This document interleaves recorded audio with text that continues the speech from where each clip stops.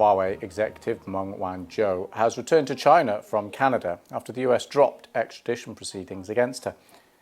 At the same time, 2 Canadian nationals held in China on suspicion of spying have been released and also flown home. German political parties have been holding their final rallies ahead of Sunday's elections. Angela Merkel is making a last-ditch push for her party's candidate, as polls predict a tight race. The Somali Prime Minister has condemned the suicide car bombing in Mogadishu that's killed at least 8 people, including his advisor on women's and human rights issues. The Islamist movement Al-Shabaab says it carried out the attack. And the volcanic eruption on La Palma has led to the closure of the airport on the Spanish island. A top executive of China's Huawei Technologies has returned to her homeland after nearly 3 years in Canadian custody. Meng Wanzhou struck a deal with the U.S. authorities who had been trying to have her extradited. I'm finally back home.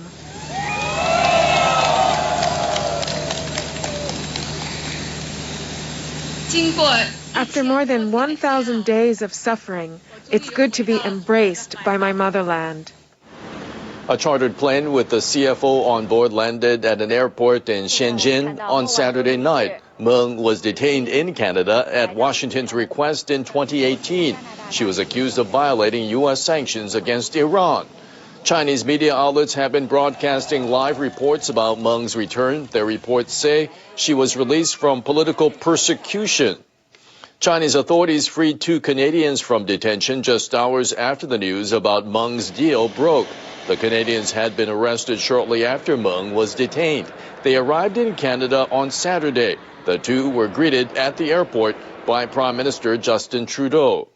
The administration of U.S. President Joe Biden still regards Huawei as a security threat and is tightening regulations against the company. Huawei says it will continue to defend itself against the U.S. charges.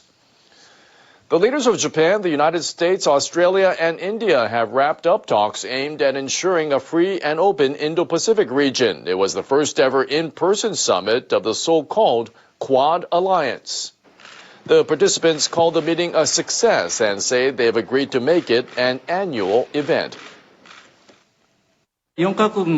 This event demonstrates the strong solidarity between our 4 countries and our unwavering commitment to the common vision of a free and open Indo-Pacific. This grouping of democratic partners who share a worldview and have a common vision for the future.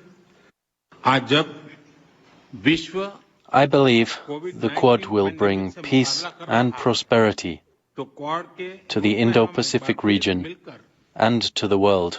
A region that we wish to be always free from coercion, where the sovereign rights of all nations are respected. We come together in collective strength. In a joint statement, the leaders expressed their recommitment to a free and open Indo-Pacific. Apparently with China in mind, they vowed to promote the free, open, rules-based order rooted in international law and undaunted by coercion. On the fight against the coronavirus, the leaders promised that in addition to doses financed through COVAX, their countries will donate more than 1.2 billion doses worldwide of safe and effective vaccines and ensure expanded production capacity. They also vowed to work together to combat cyber threats and secure critical infrastructure through a new cooperation framework.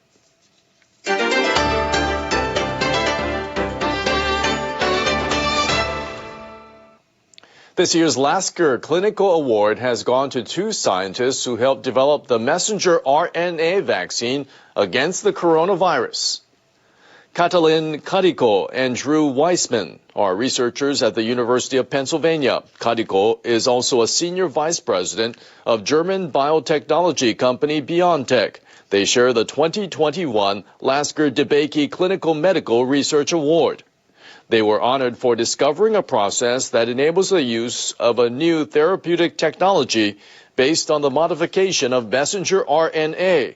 This breakthrough enabled BioNTech and U.S. drug giant Pfizer to jointly develop the highly effective COVID-19 vaccine in a short period of time.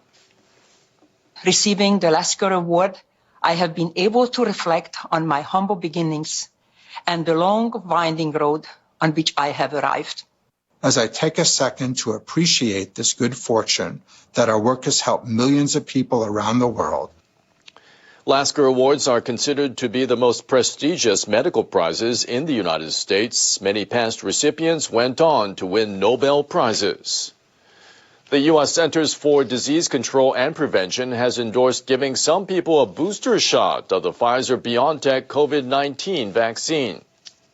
The health authority says booster shots should be administered at least 6 months after the second Pfizer dose. It recommends the additional jab for people 65 years and older. It also says people aged 18 to 64 with underlying medical conditions and people at increased risk for COVID-19 exposure and transmission should get another shot.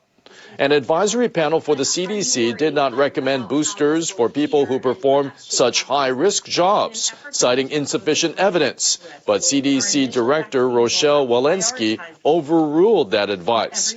It is highly unusual for the CDC's recommendations to differ from those of the advisory panel. In a pandemic, we most often take steps with the intention to do the greatest good, even in an uncertain environment. The health authority said it will urgently evaluate available data so it can make decisions on booster shots for the Moderna and Johnson & Johnson vaccines.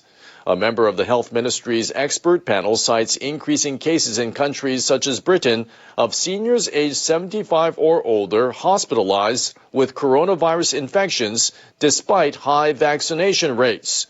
He says one reason for this is that the effectiveness of the vaccine is waning.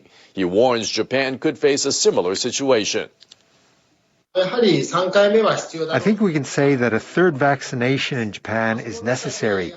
Medical workers and care home staff should be given priority as well. WADA says people age 65 or older and people with underlying medical conditions should also be given priority. The Tokyo Metropolitan Government said it confirmed 382 new coronavirus infections on Saturday.